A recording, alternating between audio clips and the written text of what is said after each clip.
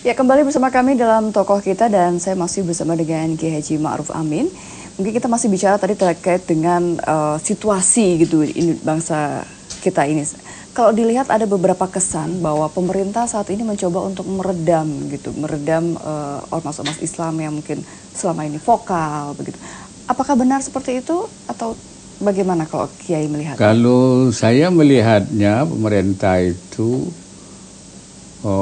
perlu mengambil langkah untuk menghentikan kegiatan ormas yang memang tidak punya komitmen utuh terhadap Pancasila atau disebut anti Pancasila. Anti Pancasila.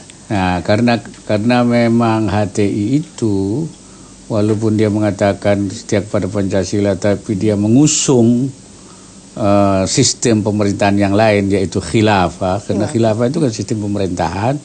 Saya kira pantas kemudian kalau pemerintah mengambil langkah menghentikan, membubarkan itu. Supaya tidak ada lagi ormas-ormas yang kemudian dia itu memang tidak komitmen terhadap Pancasila. Nah, terhadap ormas-ormas yang lain, saya kira pemerintah juga tentu ingin tidak ada lagi ormas yang seperti HTI. Saya pikir itu wajar, tetapi sebaiknya kalau tidak jelas anti Pancasila, sebaiknya dilakukan pembinaan, supaya dia bisa memiliki komitmen yang utuh dan bersama-sama dengan elemen bangsa yang lain, komitmen terhadap Pancasila, Undang-Undang Dasar 45 dan pilar-pilar kebangsaan yang lain. Kecuali dia memang tidak bisa, itu lain masalah. Jadi pemerintah saya kira punya hak untuk menjaga bangsa dan negara ini dari setiap apa yang bisa menimbulkan gangguan. Tetapi pemerintah juga harus juga selektif. Jangan sampai misalnya Perpu itu digunakan untuk menghantam kiri kanan, ada otoriter, ada otoriter. Jangan sampai masa lalu. Jangan sampai hal-hal seperti itu terulang. Jadi jangan sampai Perpu itu digunakan untuk alat untuk memukul kiri kanan, tapi untuk menjaga bangsa dan negara, mengendalikan situasi, dan tidak memberikan peluang terhadap yang memang punya itikad yang tidak baik. Saya kira itu. Oke, ada juga yang berpendapat bahwa pemerintah ini seperti sedikit terlambat ketika misalnya mereka yang radikal, mereka yang vokal ini sudah terlalu kuat begitu di grassroots-nya. Bisa juga dikatakan terlambat, bisa juga karena memang pemerintah memberi waktu, barangkali punya kesadaran untuk berubah. Jadi proses bisa juga, bisa juga terlambat, memang. Tetapi saya kira sudah saatnya memang sekarang. Kalau sekarang ditunda itu akan berbahaya.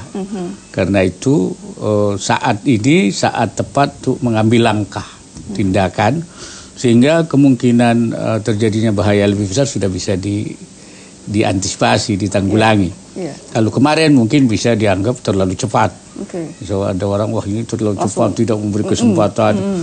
Ini pun juga sudah dianggap pemerintah tidak memberikan hak jawab dan sebagainya. Walaupun ada yang mengatakan ini terlambat. Menurut saya mungkin tepat ya. Setelah memberikan waktu yang cukup, momennya, kemudian pemerintah mengambil langkah. Nah, kalau memang tidak sekarang, memang bisa dikatakan terlambat. Gitu. Baik. Nah, terkait juga dengan pemikiran-pemikiran ekstrim dan radikal, begitu. Bagaimana sih Kiai melihatnya? Apakah saat ini tampak seperti sulit untuk dibendung, apalagi dengan informasi yang begitu mudah didapatkan dari sosial media misalnya? Ya, radikalisme itu kan dari cara berpikir. Yang berpikir intoleran, tidak toleran.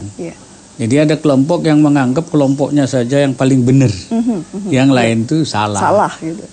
Sesat, siapapun, bahkan kafir. Nah, ini kelompok yang seperti ini yang kurang toleran.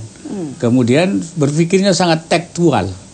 Jadi kalau tidak ada teknasnya, Quran, hadisnya, itu dianggap menyimpang. Padahal Islam itu kan ada yang tekstual, ada yang ijtihadiyah. Ya, seperti sistem kebangsaan, kenegaraan, itu bagi ulama itu ijtihadiyah. Oleh karena itu kan negara-negara di mana mayoritas muslim itu kan berbeda-beda. ada yang kerajaan, ada yang emirat, ada yang republik, ya ada yang. Nah, kita Indonesia memilih republik dengan sistem kebangsaan dan bergabung dengan kelompok-kelompok lain non-muslim. Karena itu para ulama memosisikan hubungan muslim dan non-muslim dalam satu negara, hubungan saling saling berjanji. Untuk apa? Hidup berdampingan secara damai, untuk saling mencintai, mengasihi, untuk saling menolong dan membantu. Sebab bagian dari suatu negara. Dan itu dalam Islam itu tidak dilarang, bahkan itu dianggap baik. Dan ini kemudian maka para ulama menganggap ini sudah final negara ini.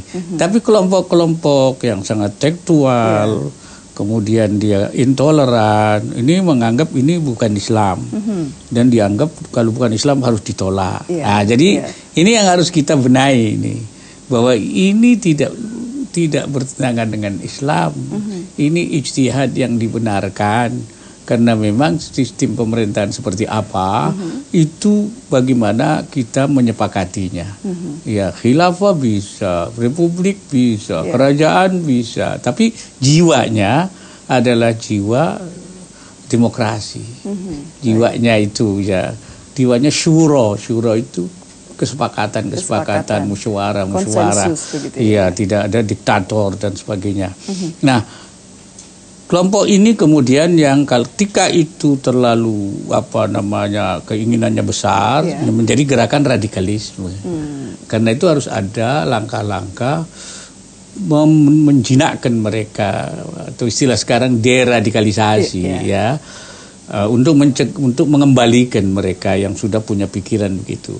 Sedangkan untuk menjaga masyarakat luas, umat yang luas dari pengaruh-pengaruh radikal ini, kita harus melakukan kontraradikalisme, bahwa itu salah, itu paham-paham yang distortif, yang tidak merusak. Jadi oleh karena itu ada deradikalisasi, ada juga kontraradikalisme untuk menjaga umat yang banyak ini.